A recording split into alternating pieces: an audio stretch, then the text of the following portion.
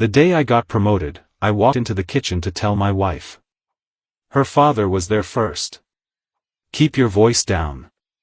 No one cares," he said. My wife looked embarrassed, for me. That night, they moved my things to the laundry room. I didn't argue. But what I left inside his toolbox the next day. The day I got promoted was supposed to feel like something. I don't mean balloons or a parade or anything. I just thought my wife would maybe smile. Maybe say she was proud of me. Instead, I came home and everything in me just sank. Let me walk you through it. I work in plumbing design. It's not glamorous, but I know what I'm doing, and I've stuck with it for years. I put in the time. Worked late. Took on projects no one wanted. Covered for other people when they screwed up. I did all of that because I believed hard work would eventually matter. And that morning, it finally did.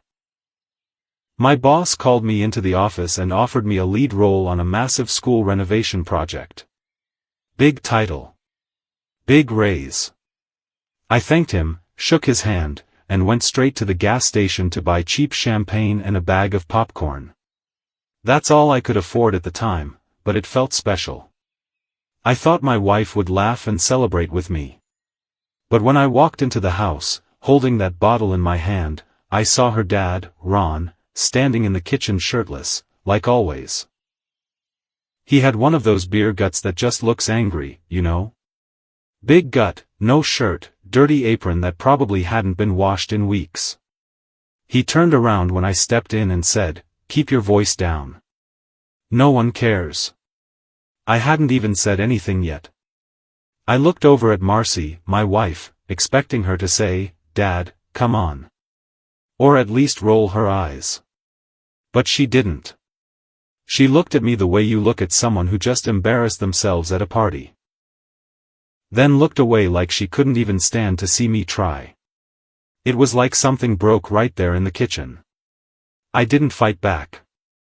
I didn't make a scene. I just stood there for a second, like an idiot, and said, "Okay," under my breath. I went upstairs and sat on the edge of the bed with the champagne still in my hand. She never came up. Later that night, I went to brush my teeth. I could hear them downstairs in the living room. I paused to listen. I didn't want to, but I couldn't help it. I heard Ron say something like, "He still thinks that job matters." Then laughter. Low and mean. Marcy didn't stop him. She laughed too. When I walked out of the bathroom, I saw that the bedroom door was closed. I opened it to grab my charger, and found all my stuff packed into a laundry basket. My jeans, shirts, socks, even my razor. My pillow and phone charger were sitting on top like they were being polite about it. She was in bed, under the covers, phone glowing in her hand. I said, "What's this?" She just said, "It's temporary. Just until Dad gets settled." I said, "Settled? He's been living here for 3 months." She didn't answer. She didn't even look at me. So I carried the basket down to the laundry room, sat on the futon in the corner, and stared at the wall. It was cold. And loud, the dryer thumping and rattling all night. I slept in my hoodie, curled up like I was in a shelter. The next morning, Ron left early for the job site he ran. Marcy left for her office job without saying goodbye. I stayed home from work. I told my boss I had a plumbing emergency, which wasn't entirely a lie. I walked into the garage, turned on the light, and stared at that big red toolbox Ron kept like it was made of gold. Every drawer was organized. He had every tool labeled, every socket size sorted. It was the only thing in his life he actually respected. I opened the drawers, one by one, until I found the deep socket set. Third drawer down. That's where I hid the USB stick. Let me explain that part. A year ago, I made the mistake of helping Ron install a water heater for my buddy Rick. Ron insisted we didn't need permits. We'll just do it fast and cheap. I went along with it because Ron was loud and aggressive and I didn't want to deal with a fight. While we were working, Ron started bragging about past clients. He told me about this woman in North Carolina who reported him to the Better Business Bureau for stealing copper wiring. She was going to file a formal complaint. He leaned in, beer in hand, and said, I told her if she said one more word, her brakes would stop working. He laughed. Said it like a joke. But it didn't feel like a joke. I pulled out my phone and recorded him when he kept talking, about other jobs, threats, stuff he'd taken from garages, how he handles problems. I saved the file. Backed it up. But I never told anyone. Not until now. After I planted the USB, I took photos of the toolbox drawers exactly as they were, just in case he noticed something off and tried to accuse me. Then I went to work like nothing had happened. Over the next couple days, I tracked down the woman from the story, Sheila Grantham. She was still living outside Charlotte. It wasn't hard to find her, she'd posted in a local forum about shady contractors. I messaged her, told her I had information. We talked. She remembered him. Still scared of him. But when I said I had a recording of him admitting it, she went quiet. Then said, send it. I did. She contacted the DA and submitted it. Then I contacted a few other people he'd worked for, people I remembered him mentioning. One of them had already been trying to build a case. They just didn't have proof. Now they did. It didn't take long. 4 days later, I came home from work and saw the garage door open. A dark SUV was parked out front. 2 guys in button-down shirts were standing beside the toolbox. Ron was red-faced and sweating. Yelling. I don't know where that came from. Someone planted it. One of the agents calmly said, it matches audio we received from multiple sources. Your voice. Your story. Your words. They took him in front of Marcy. She screamed at them. Said it was a mistake. Then she looked at me and said, did you do this? I just said, he did it to himself. She didn't talk to me that night. The next morning, she was gone before I got up. When she came back, she walked into the laundry room and said, you ruined my family. I said, he was already ruined. You just didn't want to see it. She said, you're not a man. A real man protects his wife's family. I looked at her, really looked at her, and realized she had never once stood up for me. Not in years. I packed my things that night. Didn't leave a note. After I moved out, I stayed with my brother for a while. I didn't explain much. Just told him I needed a few weeks. He gave me the guest room and didn't ask questions. He'd met Ron once, at our wedding. He didn't like him either. While I was staying there, things started getting weird. First, I noticed my car had been keyed. Deep, ugly scratches across the passenger side door. It wasn't random. It was deliberate. I didn't tell anyone. I didn't even bother to file a police report. I had a strong guess who did it, but I had no proof. Then, one night, I came out of work to find a note stuck under my windshield wiper. Just 4 words, you think you're safe? No signature. Just a grease stain on the corner of the paper. I stared at it for a long time. A few days later, Marcy called me. First time since I left. I didn't want to answer, but I did. Her voice was low, shaky. They took his tools, she said. I said, he's in jail. What did you think would happen? He said you planted that recording. I didn't. There was a long pause. Then she asked, did you do this to get back at me? I almost laughed. No. I did it because he's a criminal, Marcy. A bully. And you let him treat me like garbage for years. She didn't deny it. Didn't apologize. Just said, my mom cut off contact with me. She thinks I betrayed my father. I said, you did. She hung up.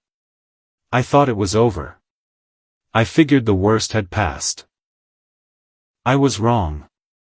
A week later, my brother's garage was broken into.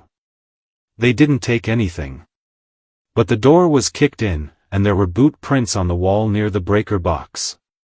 Whoever did it didn't want stuff, they wanted to send a message. My brother called the cops. We gave a report.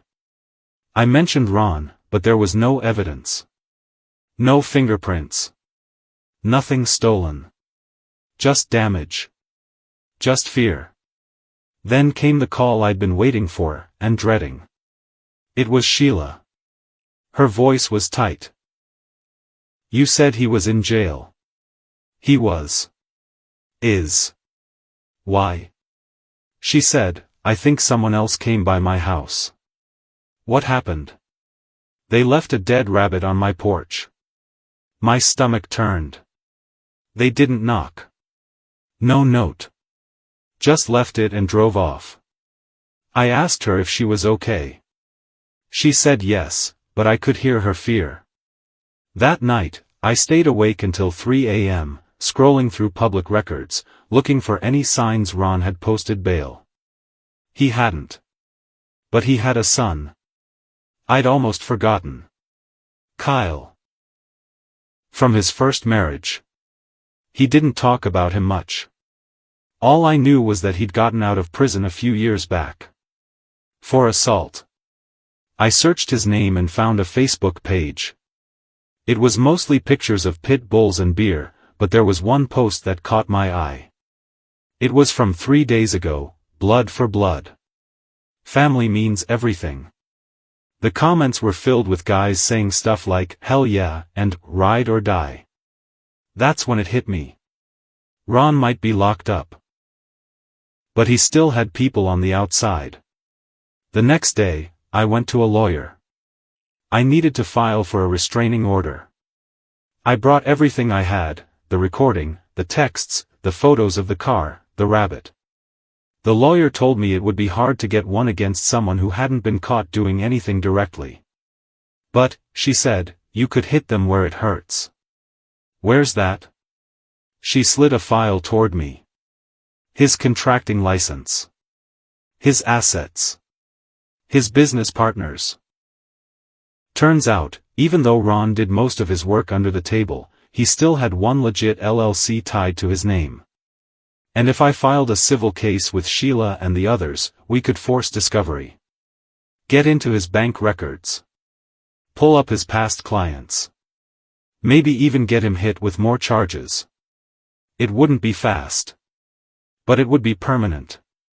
I called Sheila. She agreed. We filed the paperwork. A few days later, I got a text from Marcy. It just said, you crossed a line. I didn't reply. But in my head, I thought, you were the one who built the line.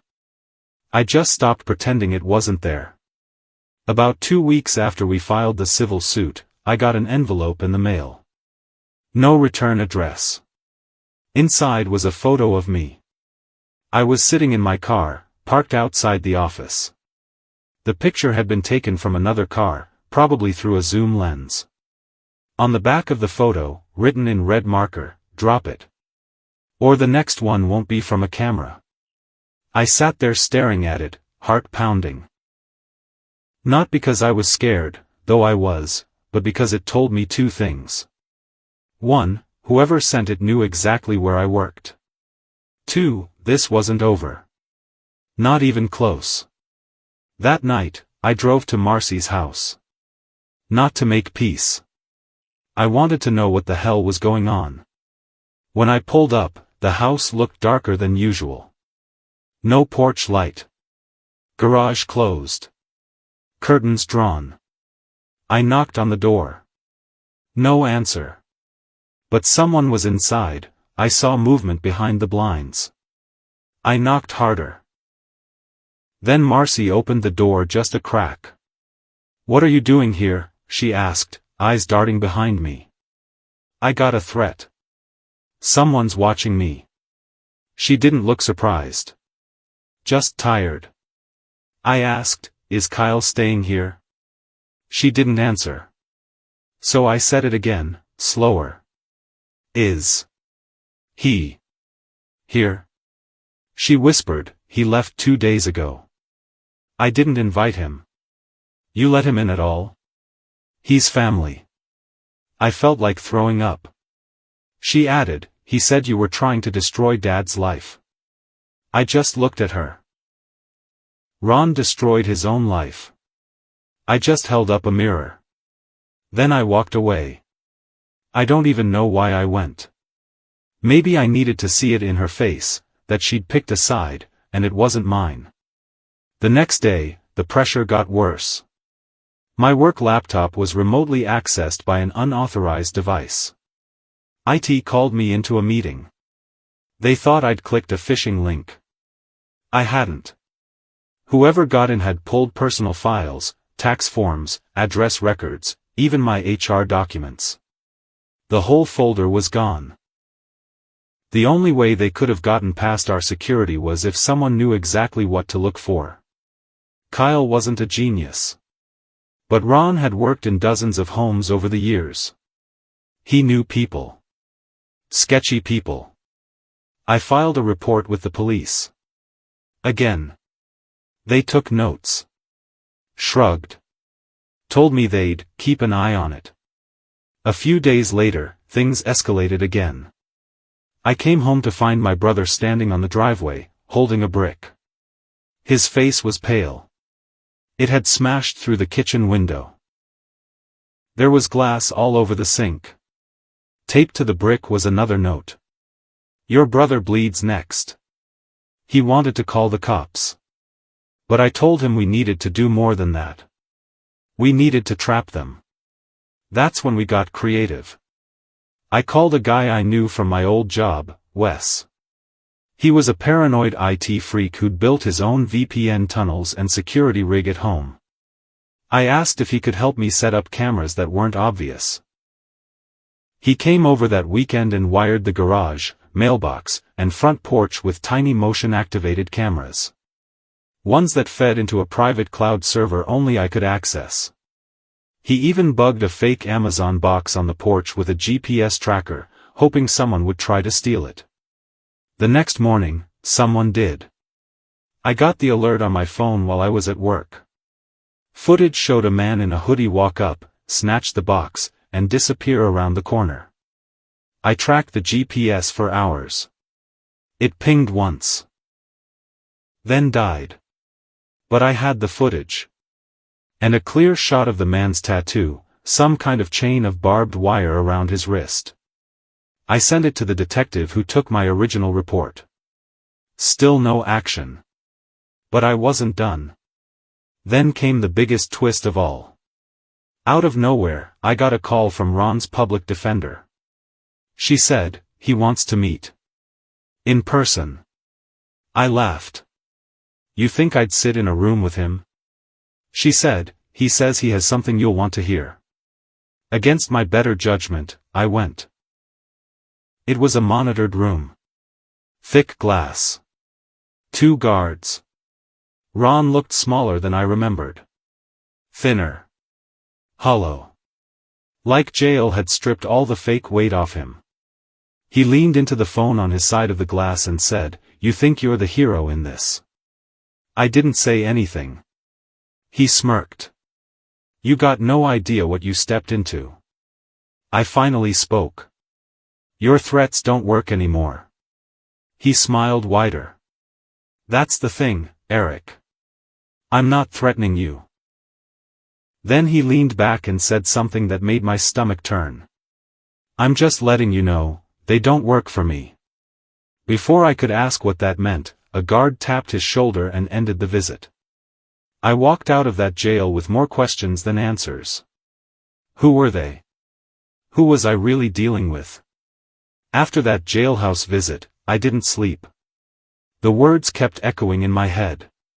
They don't work for me. Whoever they were, they had it out for me, and they weren't stopping. I started thinking about all the people Ron had dealt with. The cheap jobs. The threats. The stuff he stole. The kind of people he hired when he needed help. Guys with rap sheets longer than CVS receipts. I had to make a move. A big one. Something that would end it. And I had an idea. I went back to Sheila, and together we met with the lead investigator in her county.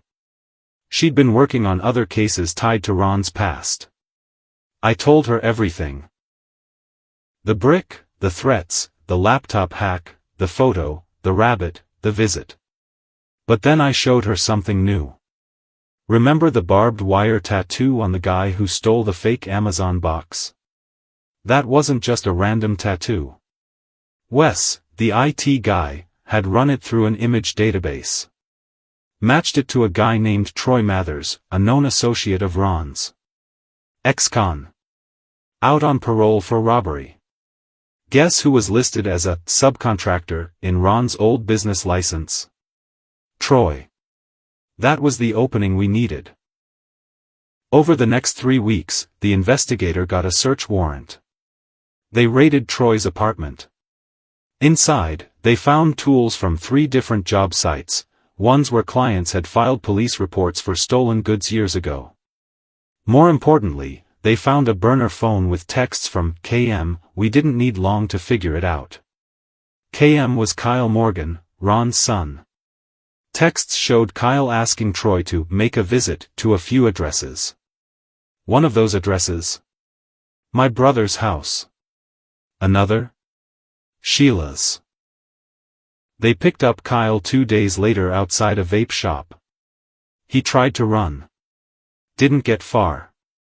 When they searched his apartment, they found the original photo of me in my car.